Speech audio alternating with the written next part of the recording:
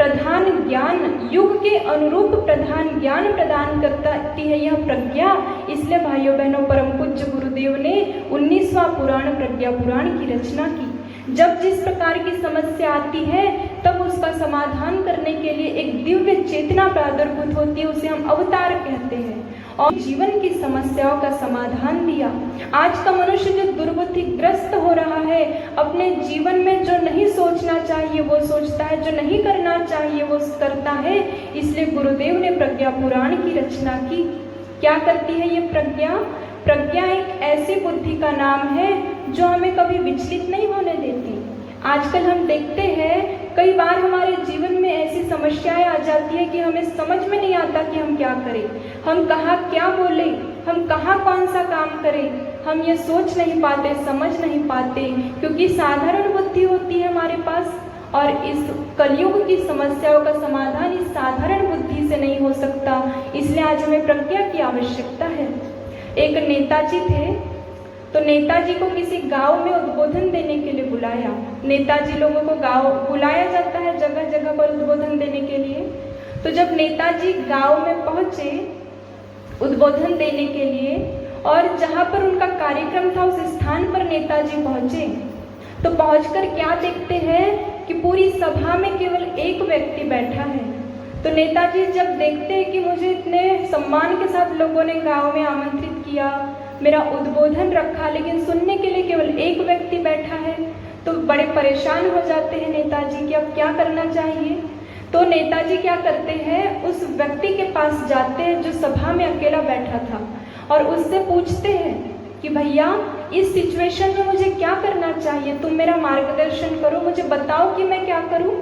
तो जो व्यक्ति बैठा था वो हाथ जोड़कर कहता है, बोले नेताजी मैं तो गांव का सीधा साधा किसान हूँ, पढ़ा लिखा नहीं हूँ, मैं अधिक जानकारी नहीं रखता इस क्षेत्र की, लेकिन बोले मैं इतना जरूर जानता हूँ। क्या कहा नेताजी से उस व्यक्ति ने? बोले मैं इतना जरूर जानता हूँ कि मेरे घर में यदि 20 भैंसी है और मैं 20 भैंसी का चारा लेकर घर पहुँचता हूँ, 20 में से 19 भैंसी खेतों में चरने चली जाती है और एक भैंसी घर में बंधी होती है, तो बोले मैं उस एक भैंसी को भूखा छोड़कर नहीं आता, उसे चारा खिला कर के आता हूँ। तो नेताजी समझदार थे, वे समझ गए उसकी बात को। क्या समझ गए? कि भले मेरे सामने एक व्यक्ति बैठा है लेकिन उसको मुझे संबोधित करना चाहिए, ये मेरा कर्तव्य है। तो नेताजी अब मंच पे आए और मंच पे आकर के उन्होंने अपना उद्बोधन शुरू किया।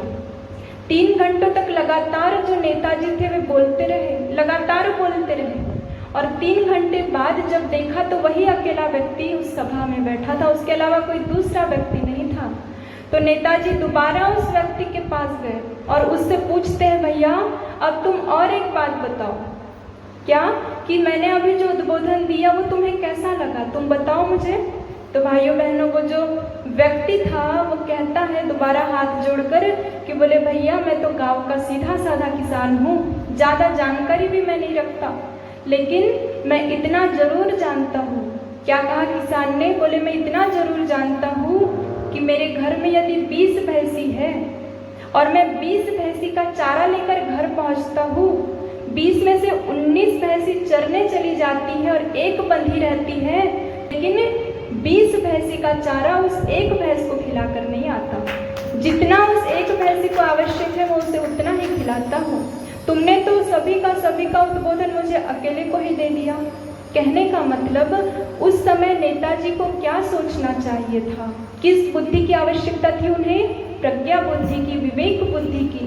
हम सभी के जीवन में कई बार ऐसी समस्याएं आती है कि हम निर्णय नहीं ले पाते। ये साधारण बुद्धि से निर्णय लेना संभव नहीं होता इस कलयुग की समस्याओं का।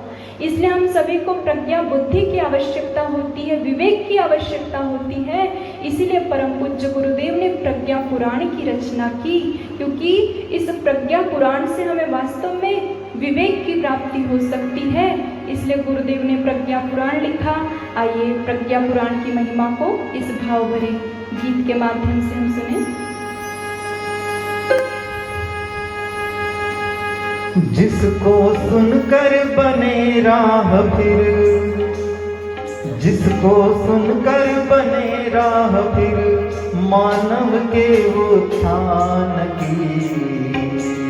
आओ मिलकर सुने ध्यान से दिव्य कथा श्री राम की। आओ मिलकर सुने ध्यान से दिव्य कथा श्री राम की। जिसको सुनकर बने राह फिर मानव के उत्थान की। आओ मिलकर सुने ध्यान से दिव्य कथा श्री राम की। आओ मिलकर सुने ध्यान से दिव्य कथा श्री राम की।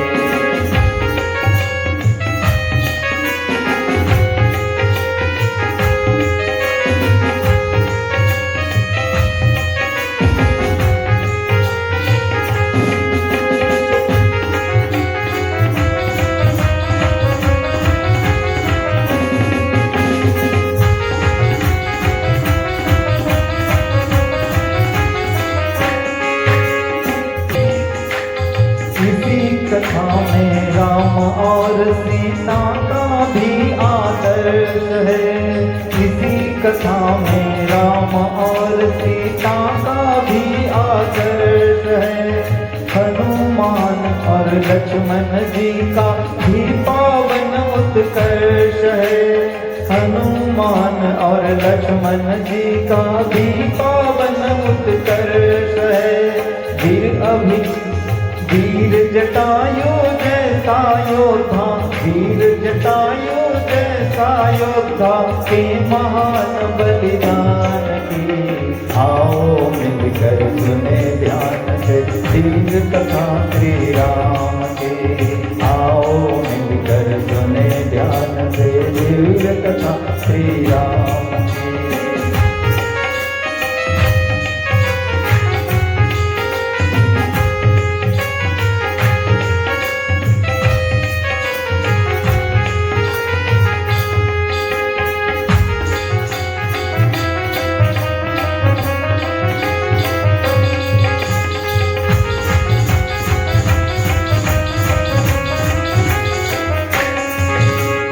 गीता का संदेश इसी में पार्थ धनुर्धर की गाथा।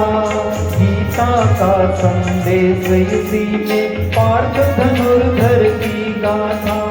ऋषियों का संदेश जहाँ पर झुकता है सबका माथा। ऋषियों का संदेश जहाँ पर झुकता है सबका माथा। कर्म करे पर नहीं विचारे, कर्म करे पर नहीं विचारे, कभी यहाँ परिणाम की। आओ मिलकर सुने ध्यान से दिव्य कथा श्री राम की। आओ मिलकर सुने ध्यान से दिव्य कथा श्री राम की। आओ मिलकर सुने ध्यान से दिव्य कथा श्री राम की। आओ मिलकर सुने ध्यान से दिव्य कथा श्री राम की। आओ मिलकर सुने ध्यान से दिव्य कथा श्री राम की। दिव्य कथा श्री राम की। वास्तव में मनुष्य जो सोचना चाहिए वो नहीं सोच पाता, जो नहीं करना चाहिए वही करता है।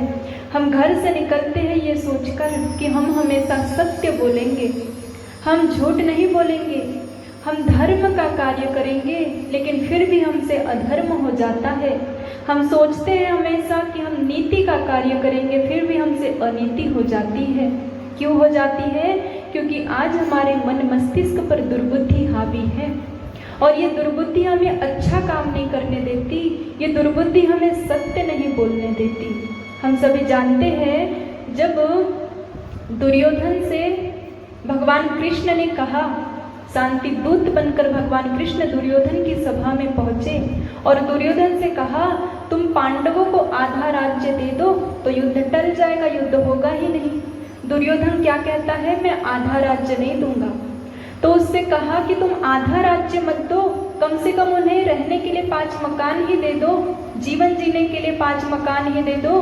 तो कहा कि 5 मकान भी नहीं दूंगा। क्या कहता है दुर्योधन अहंकारवश कि हे कृष्ण, तुम 5 मकानों की बात करते हो, मैं बिना युद्ध किए इन पांडवों को सुई की नोक के बराबर धन भी नहीं दूंगा।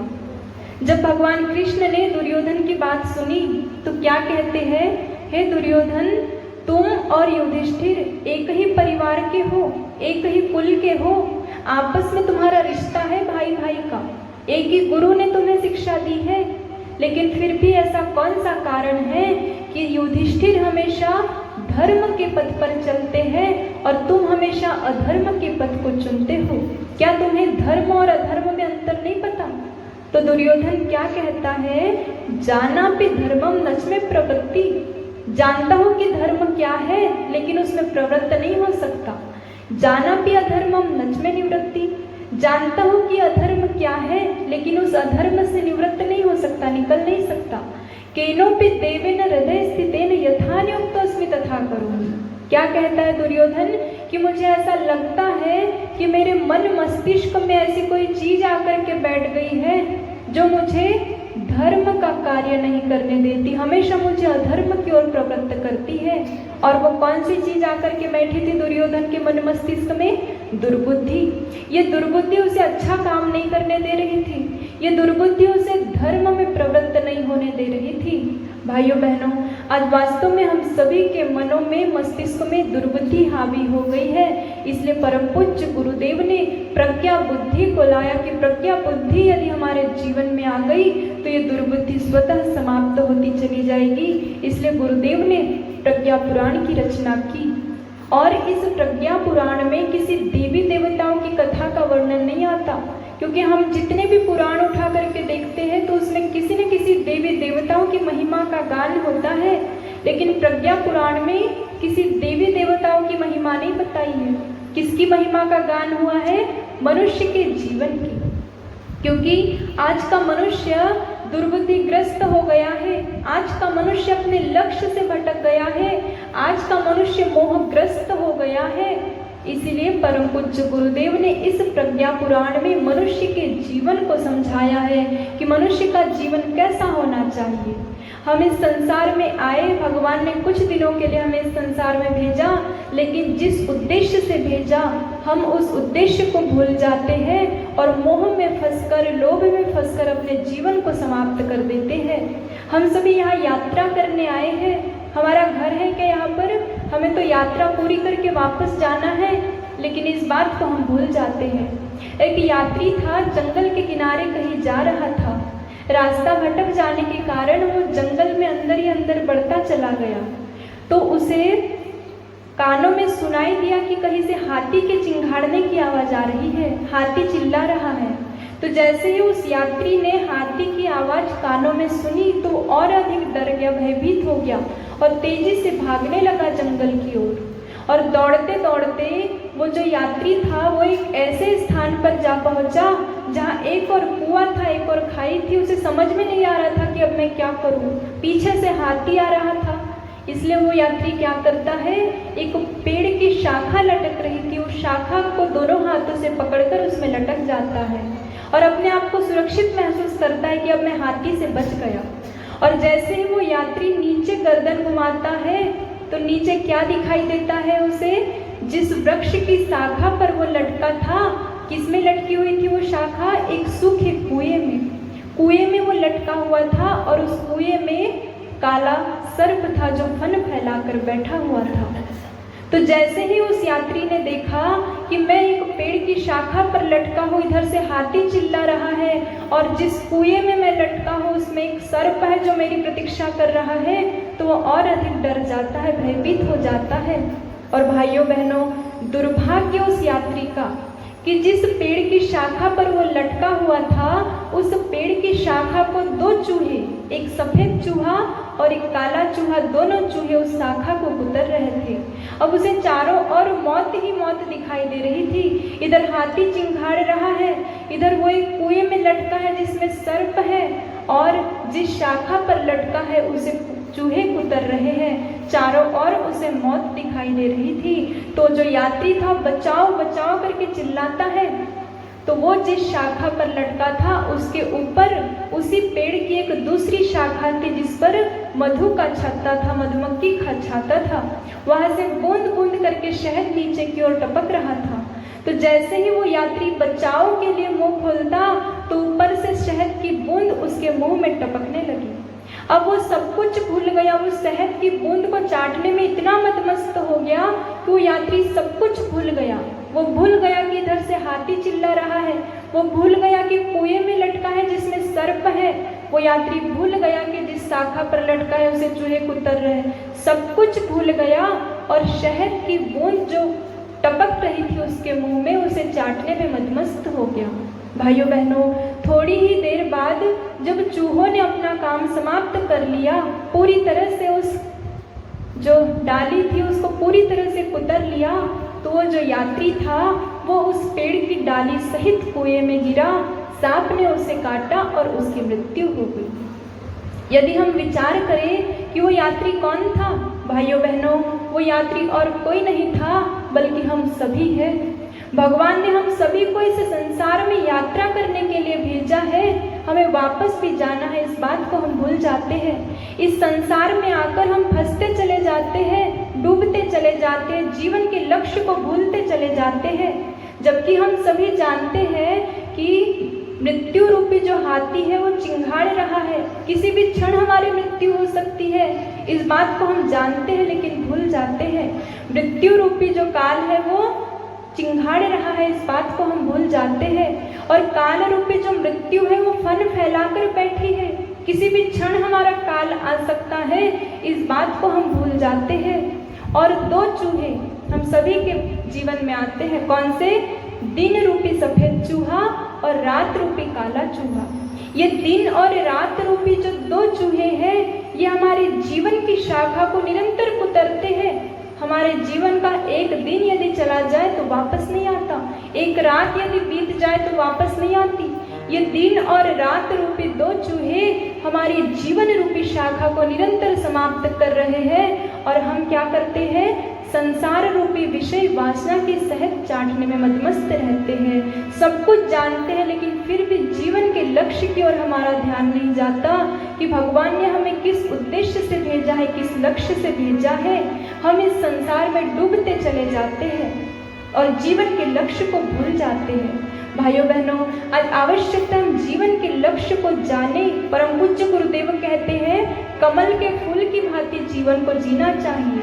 सभी ने देखा है कमल का फूल कीचड़ में उगता है लेकिन कीचड़ उसे छू नहीं सकता। ठीक इसी प्रकार हम भी संसार में रहे लेकिन संसार रूपी जो कीचड़ है, लोभ मोह अहंकार वासना तृष्णा, इससे ऊपर उठकर जीवन जिए और अपने लक्ष्य को प्राप्त करें। भाइयों बहनों, परम पूज्य गुरुदेव ने जब विचार किया कि आज का मनुष्य अपने जीवन लक्ष्य को भूलता जा रहा है, जो उसे करना चाहिए नहीं करता, जो नहीं करना चाहिए वो करने लगा है, इसीलिए परम पूज्य गुरुदेव ने पावन प्रज्ञा पुराण की रचना की। और इस पावन प्रज्ञा पुराण की रचना में मनुष्य के जीवन की गौरव गरिमा को बताया कि मनुष्य को क्या करना चाहिए, किस प्रकार जीवन जीना चाहिए। इन्हीं सब सूत्रों को इस प्रज्ञा पुराण में गुरुदेव ने दिया। इसलिए भाइयों बहनों, ऐसी पावन प्रज्ञा पुराण, ऐसी ज्ञान की गंगा को हम सभी यहाँ पर श्रवण करेंगे।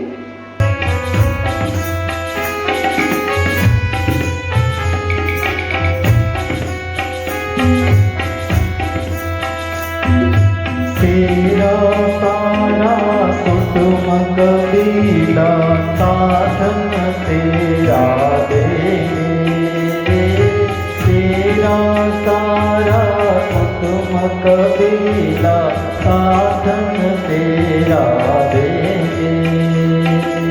मरते ही तेरी सारी कमाई झट से बांट देंगे, मरते ही तेरी सारी कमाई झट से बांट देंगे। जिनको तू कहता था अपना वे तुझको भूलेंगे। इस दुनिया की रीत यही है, इस दुनिया की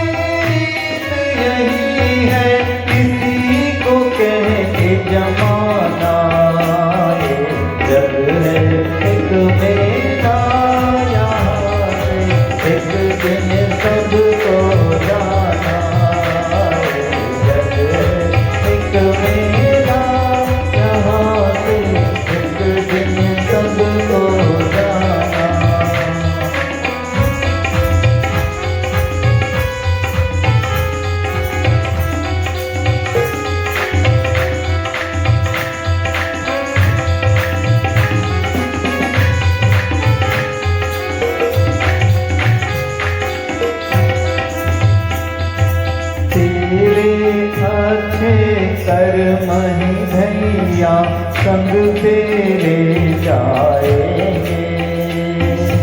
घर वाले और जग वाले तो मरघट तक जाए।